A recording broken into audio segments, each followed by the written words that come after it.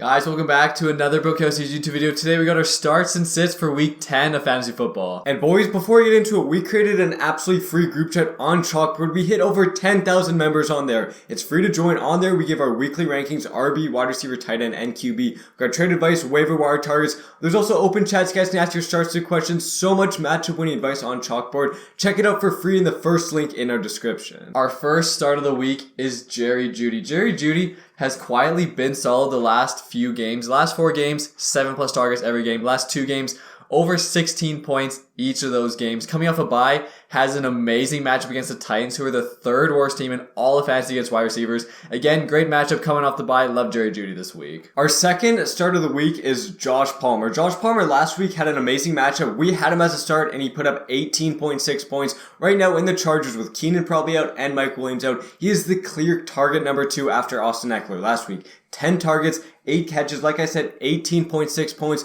Going against the 49ers, we like the Chargers to be down in this game, have to throw a lot. The Niners are great against RBs. They're the number 1 defense in fantasy, but they're number 19 against wide receivers. This is a really good spot for Josh Palmer. Third start of the week is George Pickens. It is officially George Pickens season. Now that Claypool is out of this offense, should be seeing more targets. Yes, Pickens hasn't been amazing so far, but he has flashed upside. Obviously made some crazy plays, and he has 3 games this season over 14 points. Has a solid matchup, mid-matchup against the Saints, who are number 17 against wide receivers. Again, with Claypool gone, should be seeing more targets. Love the upside this week and rest of the season. Our fourth start of the week is David Montgomery. We had this guy as a sit for the past 2 or 3 weeks, but we like him as a start now. Against the Lions are currently 27th in the league against running backs for fantasy football. They're terrible. Montgomery, last year against Detroit, averaged 16.5 points per game. And this Bears offense is looking way better. Justin Fields is taking a step up. Over the past 3 games, they're averaging over 30 points as a team. And also, people are worried about the Khalil Herbert takeover, but it's just not happening.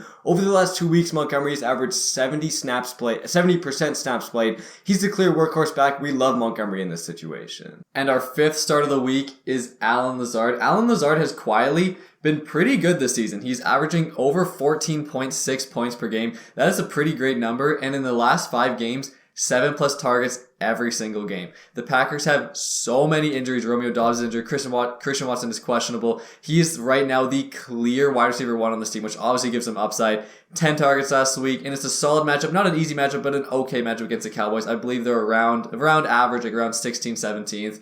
And again, when you're the clear wide receiver 1 for Aaron Rodgers, you have a pretty safe floor. Again, like the floor this week. And our number 1 defensive start of the week, you guys always ask for it. It's the Eagles defense. The Eagles are currently number 3 in fantasy points, and they're going against Washington, who are terrible on offense. Last time the Eagles played Washington, they had 20 fantasy points. They had 9 sacks. They were going crazy. Again, yes, it was with Carson Wentz, but this Eagles pass rush is just too much for this Commanders O-line to handle. As we see here, 9 sacks, 11-point spread. Eagles could blow them out, leading to great defensive numbers. We love the Eagles start on defense. And our first sit of the week is Justin Herbert. It is so unfortunate. He has been very disappointing this season. He is the current quarterback 14 in fantasy football and has a lot to do with his weapons being gone. Keenan and Mike should probably miss again this week. He had an amazing matchup last week without them.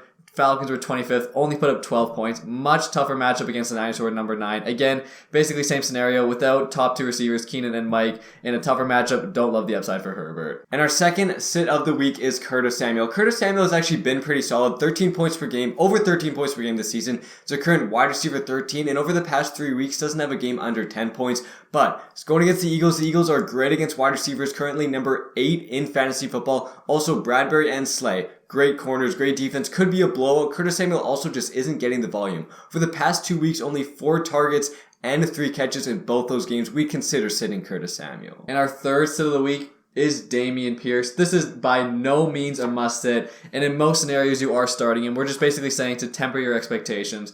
He's currently limited in practice with injuries. Plus, the matchup is super tough against the Giants. They are number 8 against running backs. They held Kenneth Walker, who has been balling, to under 3 yards per carry. It was, I believe, 2.8 yards per carry. And he gets basically no PPR upside. He had no targets, no catches last week. In a tough matchup with him being injured, just don't love the upside this week. And our fourth sit of the week is Gabriel Davis. Only sit Gabe Davis if Josh Allen is out. But if he is out, Case Keenum, we just don't trust him too much in this Bills offense. The Bills offense is still going to be good, but Gabe Davis is a boom or bust guy. He's either going to put under 10 points or over 20 points. He's a deep play receiver, but without Josh Allen and with Case Keenum, his boom upside is just way lower. He could totally bust like he has done the last 2 weeks, putting under 6 fantasy points. If you could sit Gabe Davis, we'd probably do it. And our fifth and final sit of the week is Brandon Ayuk. Brandon Ayuk has actually been pretty good the last 3 weeks, but he has benefited big time from Deebo Samuel being injured.